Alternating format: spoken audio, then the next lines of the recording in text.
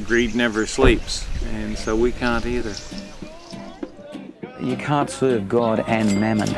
Mammon is a spiritual force which is characterised by greed or a love of money. Money in itself is not a problem, it's a means of exchange. But the love of it produces a love for power because we think we can achieve things with it. And yes, we can to a degree, but we end up being enslaved to it. What happens to a culture which is debauched by greed, which is debauched by what we can get for our dollar, rather than the true values of our community? I'll tell you what you get. You get left with a bloody great lump of junk and a destroyed land. And we don't want that. No! So first of all, we had activists involved down at Glenoogie and Doubtful Creek, and the fear was that coal seam gas activity and unconventional gas mining would come closer, and it has. Now it's at Bentley. Bentley is on our doorstep. It's only 1.5 kilometres outside the Lismore area, and of course it's in our water catchment. They say that CSG is clean and green because it burns a bit cleaner than coal. When we export coal, we're sending the impurities with the coal. With gas, we remove the impurities here and we dump them into the rivers and the air. We live here and we aren't all going to move, and we can't do anything but defend this place. That's why we're here. And congratulations to you all coming here. I know it's hard. My bed was quite warm this morning, unlike many others. It wasn't wet. I thought, maybe I could stay here. But I'm so glad I didn't, because I can see this. I can see the incredible commitment, the absolute strength of our community to get out here and to be strong and stand together, because that's what it's about. Protecting our community, our country and our culture.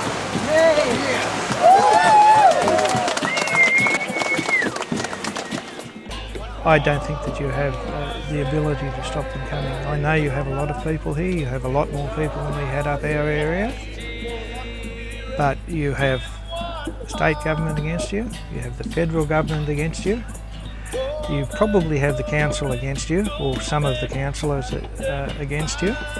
You certainly have some of the media against you. I'm surprised that there's so much going on in the news about how good it is. Become aware, be educated, really find out what you're standing for. That is our force as people, that we know what's going on. We're not going to be hoodwinked. And us health professionals, well, hey, that's what it's all about. They say future, but not which kind, because then it will be a very terrible future. That's what they forget to say in the end, because after they take the water, the thing is contaminated. We lost jobs in farming and in tourism, and the company is gone, the money is gone. What happened? We are going to live with collateral damage. So that's a very, very sad, terrible future legacy that Madagascar and the other gas companies will leave for us.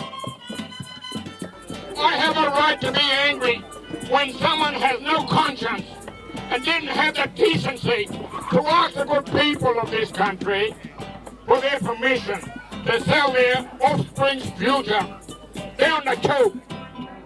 If men can hold our lives so cheaply in this country, they don't deserve to be here. A big one for me is also the issue of climate change. I see CSG mining as the perfect storm for climate change. We have to make a red line at some stage and decide we're not going to mine that stuff. We're not. So our actions go a lot further than we might think. And whilst we think we're just here in the Northern Rivers, as Aidan mentioned, there are people everywhere, and in the cities as well, who are saying, this is madness. And what's essential for that militancy and that preparedness to resist is memory. Memory is the enemy of tyranny and destructiveness. Memory.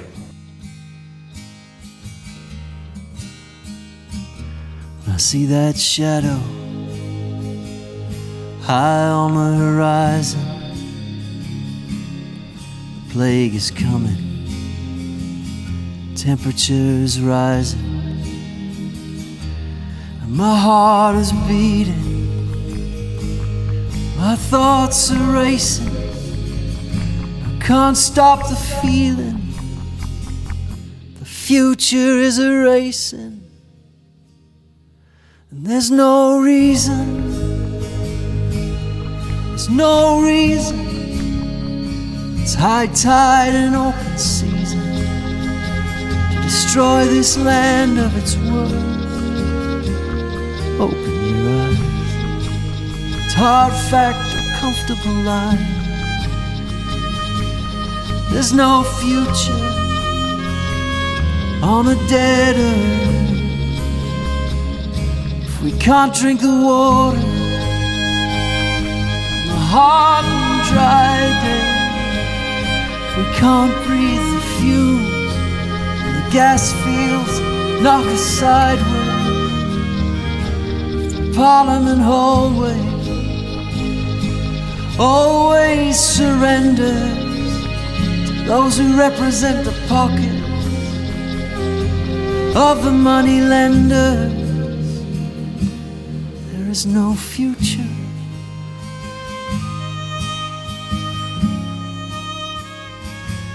There is no future on a dead earth. No matter where you learn, no matter how you grow, no matter where you turn, can't escape what you know. It may not suit you, but there is no future on a dead earth. So we have to ask, with all these forces arrayed against us, can we stop it? And the resounding answer is yes. So far, we are doing it.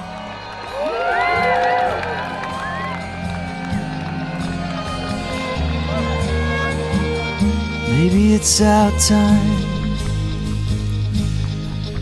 Maybe it's our time to shine and declare to the whole world what this country's worth. 'Cause I believe in a future for my children, a future for your children on a good earth. There's no reason.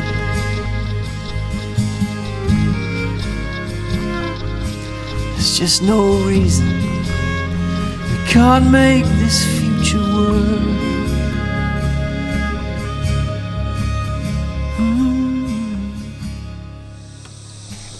Because of the truth that shines in everyone that is here, it strengthens me as a person.